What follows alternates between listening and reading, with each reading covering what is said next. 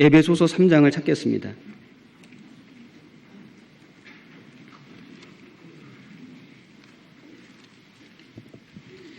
에베소서 3장 1절 312페이지입니다. 3장 1절 이러함으로 그리스도 예수의 일로 너희 이방을 위하여 갇힌 자 된 나 바울은 13절 그러므로 너희에게 구하노니 너희를 위한 나의 여러 환난에 대하여 낙심치 말라 이는 너희의 영광이니라.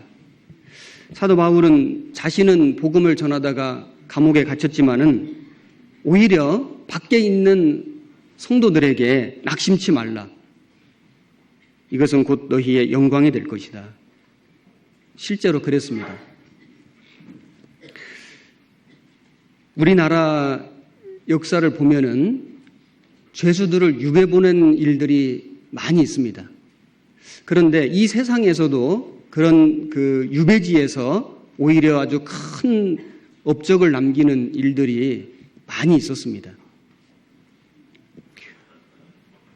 추사 김정희 선생을 잘 알 겁니다. 추사체로 유명하죠. 그분이 명필을 넘어서 신필이라고 일컬어졌습니다. 그런데 추사체를 개발한 것이 어디냐면은 그가 조선시대에 그 당파 싸움에 휘말려가지고 9년간 제주도로 귀향을 갔습니다. 유배를 간 겁니다. 서울에서 가장 먼 섬으로 쫓아내버린 겁니다. 당시 유배는 정치적으로는 생매장입니다. 그런데 그 유배지에 가서 김정희 선생이 추사체를 만들었습니다. 그래서 역사 이래 가장 글씨를 잘 쓰는 아주 유명한 사람이 됐습니다. 다산 정약용 선생 잘 아시죠? 이분도 역시 유배를 갔습니다. 그 유배지가 전남 강진입니다. 18년을 유배를 살았습니다. 그런데 이 정약용 선생이 쓴 많은 책들이 있는데 그 중에서 대부분이 그 유배 시절에 쓰여졌다고 합니다. 목민심서 같은 것은 아주 전 세계적으로 유명한 책이죠. 그 유배 생활이 얼마나 고난이 많았겠습니까? 그런데 그 고생이, 그 고난이, 그 고통이 아주 큰 업적을 이루는 바탕이 됐습니다.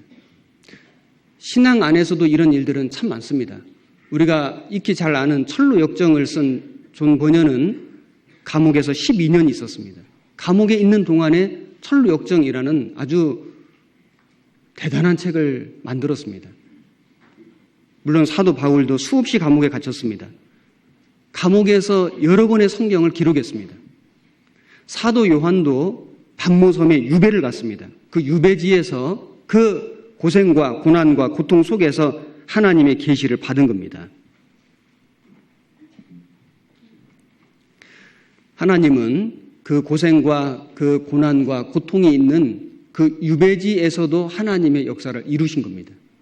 오히려 그 유배지가 그들에게는 영광이 되었습니다. 그 pat모섬에 가면은 성 요한 수도원이라는 곳이 있습니다.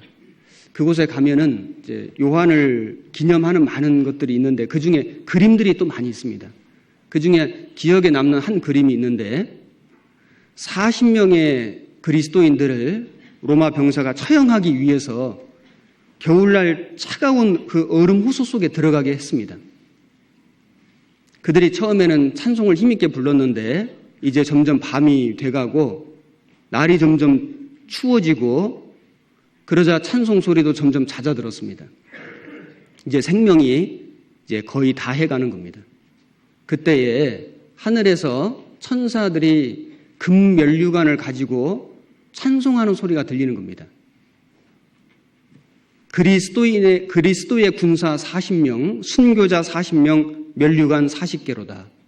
그리고 이제 천사들이 면류관을 가지고 쭉 내려오는데 그 중에 한 사람이 그 마지막 고비를 못 넘기고 그만 그 얼음 호수에서 뛰쳐나오는 겁니다.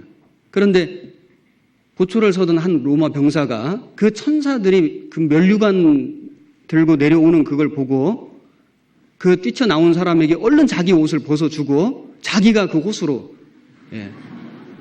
뛰어 들어가면서 찬송을 부르는 겁니다. 그리스도의 군사 40명, 순교자 40명, 금면류관 40개로다. 영광은 고난을 통해서 오는 겁니다. 그래서 no cross, no crown 아시죠? 십자가 없이 영광이 없는 겁니다. 주님도 십자가에 달리심으로 영광을 받으셨습니다.